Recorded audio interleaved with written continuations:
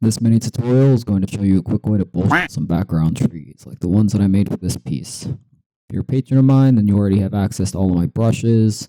The brush we're going to use in this demonstration is in the leather folder, and it's the Splatter Tree Fire brush, so go ahead and grab that. If you're not a patron of mine, or if you don't have my brushes, then any splatter-like brush will work for this type of tree. Just make sure that you tick the Apply Per Tip box in the Color Dynamics tab of your brush settings menu on for this.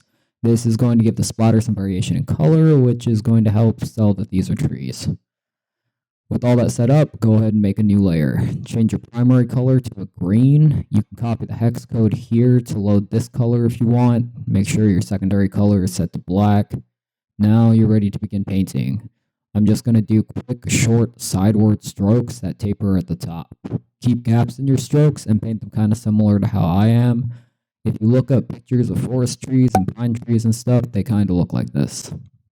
When you're done with this, double click your layer with the left mouse button to trigger your layer's effects menu. This is where the first half of the magic is going to happen.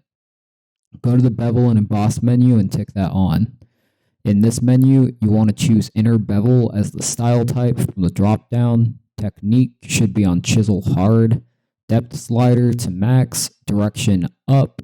Size relatively small, but this is going to depend on the type of brush you use to paint with this. So go ahead and change it as needed. Just make sure that it's clear that there is a lighter color on the top and a darker color on the bottom of this. Look at the shading section now. This is where you're going to apply and adjust your light source. Tell it where it's coming from and the type of interaction it's going to represent from the boxes here. In this case, linear is fine. Set the highlight color to white and the mode set to color dodge and lower the amount until it's showing color instead of white, and set the shadow to black and the mode to linear burn at about 15% so we have more natural darker tones. There are two additional things that you can do in this menu. If you feel like you'll be using this setup again soon, you can click Make Default at the bottom and it'll keep these settings as the default settings until you change and apply different ones. Or if you'd like to keep these settings indefinitely for you to apply in the future, you can hit New Style and it'll prompt a box to name this and save this in your Styles Effects menu to grab later. Once you're done, go ahead and press OK to apply these to your layer. Right-click your layer now and select Rasterize Layer Style to merge these effects onto this layer permanently.